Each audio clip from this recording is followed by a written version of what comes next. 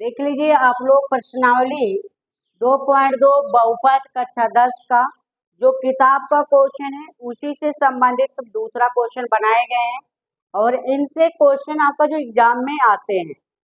ये आपका द्विघात बहुपद गुणनखंड ज्ञान के शून्य को योग में सत्यापन का एग्जाम में 4 अंक का आता है। कितने अंक का? और ये आता है 2 अंक। ठीक, ये ऐसा ही क्वेश्चन आते हैं, आप लोग वीडियो में बने रहिएगा। एक एक क्वेश्चन बारी बारी से बताया जाएगा। देखिए पहले इन क्वेश्चन को बता देते हैं जो आपका बहुपद वाला होता है।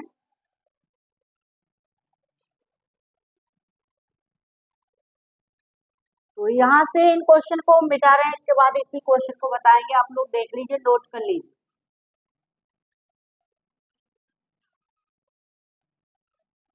देखिए पहले गुणनखंड करना होगा। हल में आप जो करेंगे,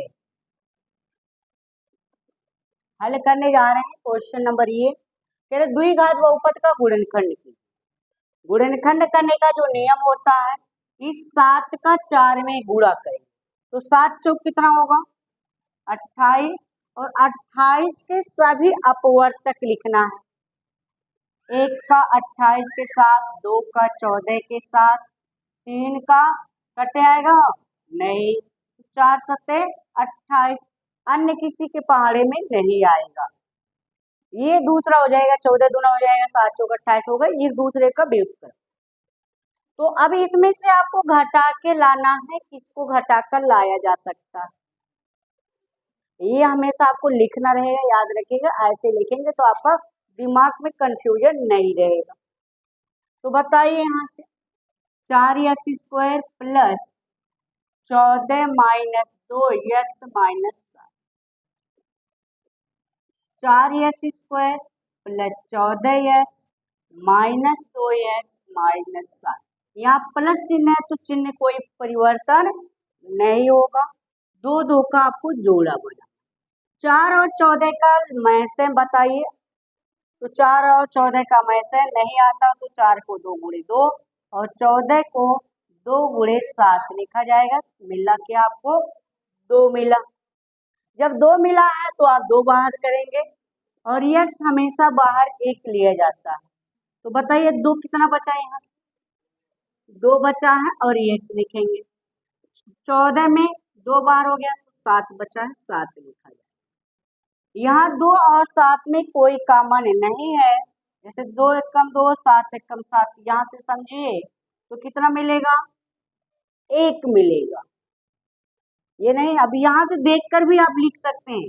ये वाला पोर्शन यहाँ से पूरा लिख दीजिए। जब ये वाला पूरा आपने यहाँ से लिखा तो कितने एक कम 2 होगा? 1 लिखा जाएगा। ये भी तरीका आप अपना सकते हैं। अब इसके बाद दोनों जगह आप 2x प्लस 7 कॉमन ले लीजिए, यहाँ से और यहाँ से, दोनों जगह से। इस स्थान पर देखिए कितना बचा? 2x और ये कह रहे हैं मेरे पास माइनस है। यह आपका गुणनखंड हो गया। कितना आया समझ में? गुणनखंड के बाद शून्य की बात किया जाता है तो अब लिखा जाता है चूंकि 2x प्लस 7 बराबर 0।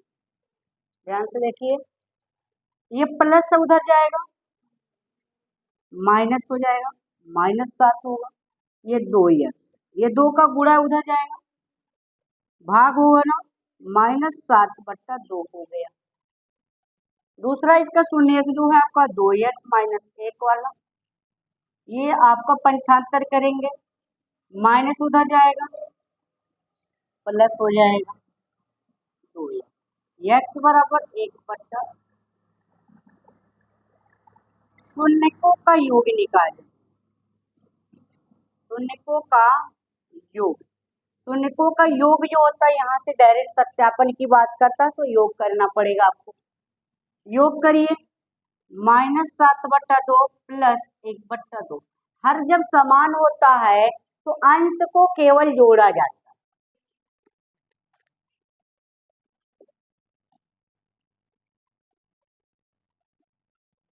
चलिए जोड़ लीजिए, 2 ही रहेगा आपका।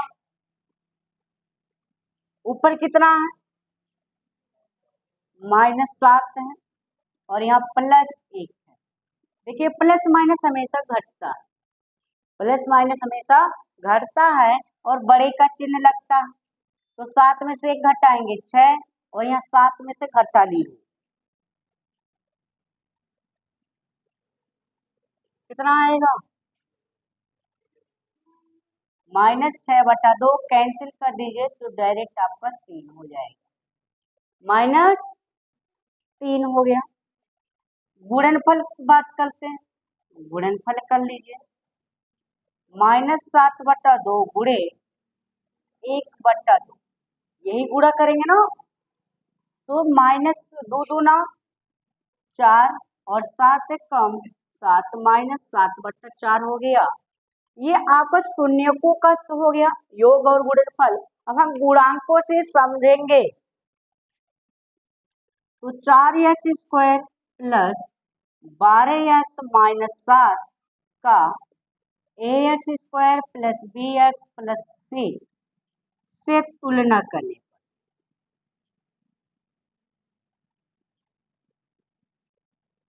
तुलना करने पर तुलना आप करेंगे तो बताइए a बराबर कितना है 4 लिखेंगे, b बराबर यहाँ प्लस है, यहाँ भी प्लस है, b बराबर 12 हो गया, c बराबर यहाँ देखिए माइनस है -7, इतना आपको समझ में आएगा। अब शून्यकों के जो गुणांक से होता है उससे योग निकालिए, शून्यकों का योग गुणांक के आधार पर जो सूत्र होता है -b/a होता है, -b/a माइनस कितना है देखिए b का वैल्यू 12 और a का वैल्यू कितना है 4, तो 4 तिया -3 आ गया, यहाँ देखिए -3 आया, कितना आ गया ना, इतना आप लोग लिखिए जल्द से, इसके आगे तो बताते हैं।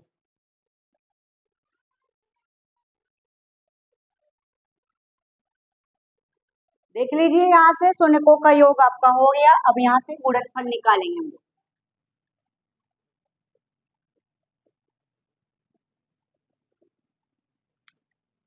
तो जो शून्यकों का गुणनफल होता है गुणांक से संबंधित, शून्यकों का गुणनफल जो होता है वो जो संबंध होता है आपका c/a होता है, तो c का वैल्यू कितना है -12 है, उस 7 है, और यहाँ से a का वैल्यू 4, देखिए -7/4 गुणनफल शून्यकों से आया है और यहाँ गुणांकों के आधार पर भी आया, ऐसे आपको सत्यापन करना होगा।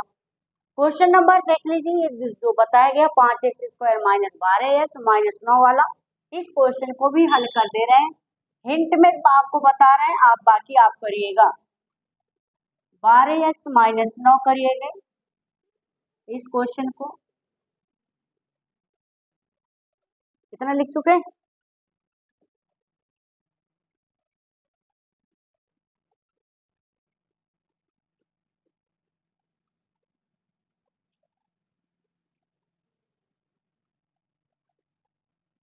यहाँ भी वही प्रक्रिया करना है आपको, 9 का गुणा करिए 5 में, कितना होगा 9×5 = 45, 45 के सभी अपवर्तक लिखिए, 1 से 45 कटेगा, 2 से नहीं कटेगा तो 3 से 3 5 6 15 और 4 से नहीं कटेगा डायरेक्ट 5 9 45, अब किसी से कटने वाला नहीं।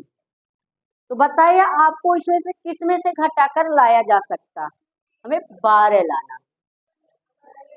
15 में से 3 घटाएंगे हम लोग, 5x² minus 15 minus 3 x minus 5x² minus क्या है और ब्रैकेट का चिन्ह बदल जाता है, ये होता है ना, तो ये प्लस है तो -15x और ये माइनस है तो 3x माइनस, दोनों जगह देखिए 5 3 15 हो रहा है, 5 का पहाड़ा है तो मैं से आपका 5 हो जाएगा, यहाँ x -5 3 बार हुआ है तो 3 आया, यहाँ 3 त्रिका हो रहा है तो 3 आप लेंगे, दोनों जगह देखिए x -3 यहाँ पर 5x + 3 ये आपका गुणनखंड हुआ। देखिए गुणनखंड कीजिए, गुणनखंड हो गया। तो उसके बाद शून्य को और गुणांकों में के बीच संबंध करना, तो इसका शून्य ज्ञात करेंगे। चूंकि x माइनस 3 बराबर 0, 5x प्लस 3 बराबर 0, ये माइनस उधर जाता है, प्लस हो गया। दूसरा शून्य, ये प्लस उधर जाएगा माइनस, और x बराबर माइनस 3/, दो शून्य का आपको मिले तो दोनों शून्यकों का योगफल और गुणनफल अलग अलग ज्ञात करेंगे। उसके बाद गुणांकों का संबंध हो जाएगा जांच। शून्यकों का योग निकालेंगे तो 3 प्लस माइनस 3/5 ऐसे करेंगे। पता है हर समान है तो तिर्यक गुणा करेंगे ना। अच्छा, इसका काम हम नहीं। अगर अन्य क्वेश्चन बनाना होता तो 45 में से घटाएंगे 44, और 5 में से 9 घटाएंगे 4 लिख सकते हैं 12 के स्थान पर।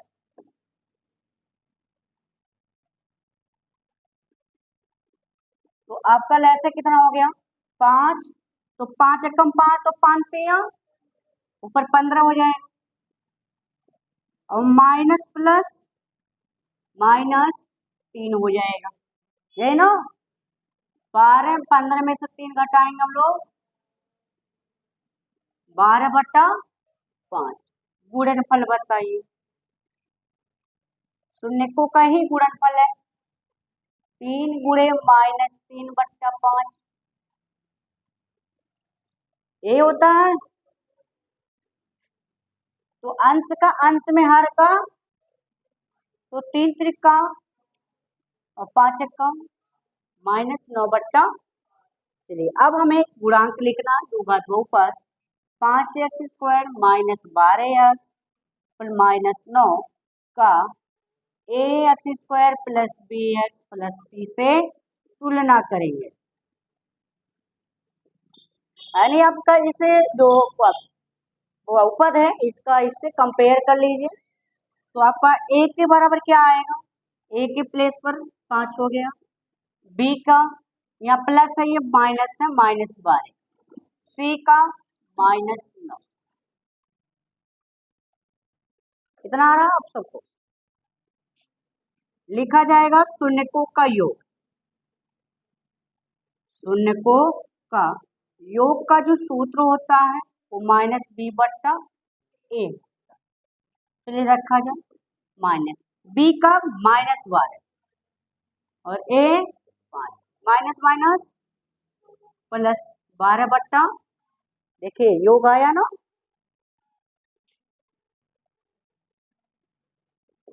शून्यकों का गुणनफल c का वैल्यू -9 और a का 5। देखिए -9/5 आया है, सत्यापन हो गया। अगला क्वेश्चन जो पढ़ाया जाएगा अभी, आप लोग बने रहिए वीडियो में।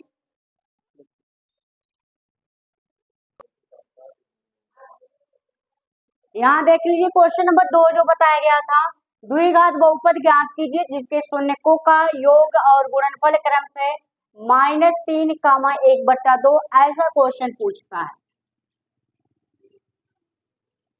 तो आपको यहाँ से है ax² प्लस b बहुपद है, बहुपद कहाँ चालू है, ax² plus bx plus c या द्विघात बहुपद है। शून्यकों का योग का ये सूत्र होते हैं, इन्हीं सूत्र का प्रयोग करना होगा। और यहाँ a देखिए, a की जगह पे a वाला वैल्यू रखना होगा, b की जगह पे b रखिएगा और c की जगह पे c रख के द्विघात समीकरण द्विघात बहुपद बनेगा। यहाँ देखिए चूंकि हल में द्विघात बहुपद के शून्यकों का योग, और बगल में लिख दीजिए गुणनफल। क्या लिख दीजिए, योग कितना दिया गया -3, गुणनफल कितना दिया गया 1/2। यहाँ से सूत्र जो होता है देखिए, -b/a का प्रयोग करिए, -b/a बराबर यहाँ कितना दिया है -3, नीचे 1 लिख लीजिए।